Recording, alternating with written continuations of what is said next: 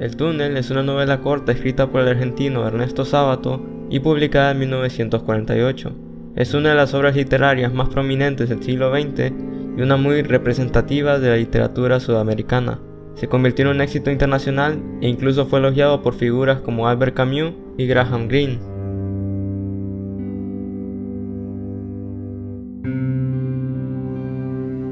Antes que nada es necesario dar algo de contexto político e histórico, porque Sábato no solo era escritor, sino también político.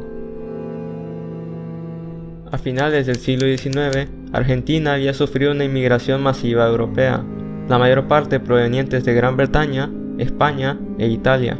El mismo Sábato, de hecho, era hijo de inmigrantes italianos. Como consecuencia de la inmigración británica, los terratenientes e industriales ingleses también llegaron a Argentina, surgiendo así el desarrollo de una sociedad industrial. Según Sábato, tal y como lo expone en su ensayo Hombres y engranajes, la máquina, la cual había sido creada para dominar la naturaleza, terminó dominando a su vez al hombre, que se había convertido en un engranaje dentro de una gran maquinaria industrial. Sábato escribe: ciencia y máquina fueron alejándose hacia un Olimpo matemático, dejando solo y desamparado al hombre que les había dado vida. Tanto los inmigrantes como los que ya habitaban en el país debían adaptarse a todos estos cambios. Por ello, el hombre argentino comenzaba a sentirse desplazado. El túnel trata sobre esto mismo, de alienación del individuo, el aislamiento de su entorno, su ciudad y su gente, hasta el punto en que es incapaz de comunicarse y ser comprendido, porque, desgraciadamente, los demás corren la misma suerte. Y puede que esto mismo tenga un origen político. El 4 de junio de 1946, el coronel Juan Domingo Perón ganó las elecciones presidenciales de Argentina, trayendo consigo un periodo de represión política, intelectual y cultural. Perón consideraba que la opinión pública debía ser controlada por el Estado, por lo cual, en 1947, los medios de comunicación opositores fueron clausurados.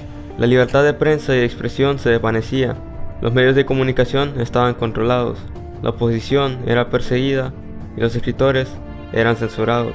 Por supuesto, Sábato era uno de ellos, y en ese entonces ya se encontraba escribiendo su primera novela que lograría publicarse.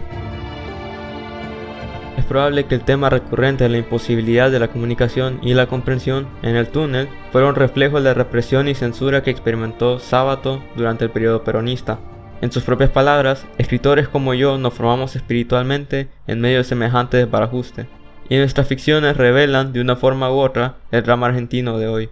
Y para la sensación de soledad y distanciamiento puede que haya otra razón, una mucho más personal.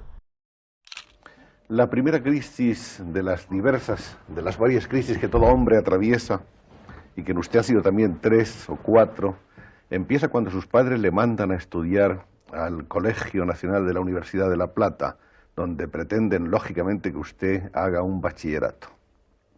Sí, claro, ese es un momento crucial. Soledad. Yo me separé de mi familia y mi madre, estábamos muy unidos, porque mamá, los 2 chicos últimos, que éramos mi hermano menor y yo, nos retuvo, por decirlo así, en sus manos. Mis hermanos mayores andaban por ahí, andaban a caballo, iban a nadar al río, nosotros no. Tuvimos por eso una infancia que yo creo que fue triste, ¿no? Claro, mamá no lo pensaría así, pero yo la comprendo muy bien. La verdad que para mí el alejamiento de una ciudad que para mí era lejana, 200 kilómetros, para mí era una enormidad, y no ver durante un año a mi madre fue una cosa muy triste. Ahí fue mi primera gran crisis, efectivamente. Me mandaron a la Universidad de La Plata, cuyo colegio secundario era muy bueno, donde estudiaban también mis hermanos, y ahí me quedé todo el año estudiando y llorando de noche.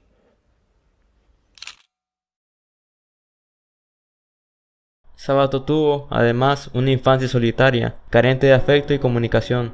Indudablemente, esto influyó en la creación de la obra. La infancia cobra suma importancia, especialmente en los momentos que entra en juego maternidad. Pintura de Juan Pablo Castel, protagonista de la obra. Esta es la base de la historia y es un motivo recurrente en toda la obra. En la pintura se encontraba una escena desconectada del resto. Era una ventana en la que, en palabras de Castel, Se veía una escena pequeña y remota, una playa solitaria y una mujer que miraba al mar. Era una mujer que miraba como esperando algo, quizá algún llamado apagado y distante. La escena sugería, en mi opinión, una soledad ansiosa y absoluta.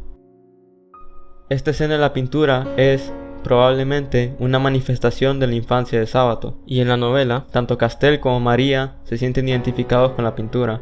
La escena de la ventana les recuerda a ambos su infancia, y esta es la razón principal por la que parecen comprenderse. Pero seguiré hablando de esto más adelante. Por ahora, centrémonos en la novela. El estilo literario de esta obra toma prestado elementos del surrealismo y de la novela policial o detectivesca. El primero es evidente al utilizar manifestaciones artísticas y oníricas para revelar la psique del protagonista. El segundo es algo más interesante y se manifiesta tanto en la prosa como en la narrativa. La prosa es bastante sencilla y metódica. Los párrafos están construidos como si fuera un ensayo, utilizando silogismos y armando una estructura lógica. La novela, por ende, tiene una secuencia y un flujo narrativo similar a la ficción detectivesca, pero que construye el cómo y por qué de los eventos que llevaron al crimen a través de deducciones no es otro que el mismo Juan Pablo Castel, el asesino de María. Y aquí es donde yace el ingenio de Sábato al utilizar este recurso. A diferencia de una obra convencional de dicho género, este no es utilizado para resolver el misterio de quién, cómo y por qué cometió el crimen, sino para conocer qué razonamientos llevaron a Castel a realizar semejante acción. Y así, al mismo tiempo se nos muestra la visión retorcida de su protagonista, sus angustias, obsesiones e introspecciones, logrando que de alguna forma el lector conecte con Castel y que tal vez llegue a comprenderlo. Sábato se aprovecha de la narración en primera persona para deformar el entorno del protagonista a través del mismo. Al ser un narrador no fiable, todo lo que conocemos a través de él es una forma distorsionada de la realidad. Incluso si éste dijera la verdad, no relata los eventos de manera imparcial. El lector es ignorante de la verdadera naturaleza de los personajes que rodean a Castel y de sus intenciones. Pero no es improbable que éste plantee una versión retorcida o exagerada de la verdad. De la misma manera, la personalidad de María solo se conoce momentáneamente a través de los pensamientos de Castel. Los diálogos brindan muy poca información, así que el narrador rellena los espacios por el lector a través de inferencias, lo que convierte a María en un personaje volátil y una figura imprecisa. Esta narrativa acentúa la idea de que es imposible alcanzar la comprensión, ya que Castel no logra entender a los demás personajes, al lector le resulta imposible comprender los mismos a través de él. Con el único personaje que es posible, aunque difícil, conocer o siquiera simpatizar es el mismo protagonista, debido a que es el único que es capaz de exponer sus pensamientos al lector. Aunque, si bien es cierto que Castel presenta silogismos para demostrar sus manías, en muchas ocasiones cae en falacias o llega a conclusiones absurdas, y se deja llevar por sus pasiones más que por dichos razonamientos. Esto, por supuesto, lleva a un tropo ya muy conocido, en el cual los artistas suelen retratarse como hombres pasionales que sufren de angustia y desesperación. Y a pesar de que Castel encaja en esta descripción, tiene un par de variantes que lo salvan de ser considerado un mero arquetipo del artista pasional. Principalmente el hecho de que él mismo se considera un hombre racional y que justifique sus acciones a través de la lógica. Sin embargo, Castel parece deshumanizarse al pensar únicamente en términos racionales, e irónicamente, sus arrebatos suelen ser más intensos en los momentos en que llega a una conclusión lógica. Sábato considera que el hombre no puede ser puramente racional, sino que es una dualidad entre lógica y pasión, arte y ciencia, máquina y naturaleza, racionalidad e irracionalidad. Con el surgimiento de la máquina, junto al desarrollo industrial y científico, se obliga al hombre a pensar de manera mecánica, olvidando este hecho fundamental de la condición humana. Castel representa este efecto y por lo tanto sus consecuencias, entre los cuales se figuran estos temas. Esta tríada se encuentra a lo largo de la obra y es el eje central de la historia.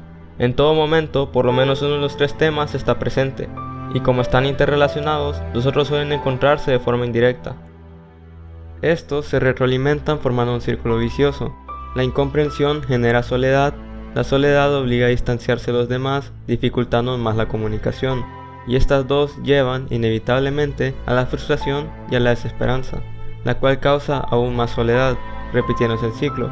De esta manera, Sábato explora la crisis existencial que experimenta el hombre contemporáneo. Sin embargo, esta no es la única interpretación que se le ha dado a esta novela. Como podrán notar, también se puede analizar desde un punto de vista psicológico, psiquiátrico o psicoanalítico, pero creo que el título de esta novela revela lo suficiente sobre lo que quería transmitir el autor. y esto parece encajar más con una interpretación existencialista donde la soledad existencial y metafísica es más predominante que un posible trastorno psicológico.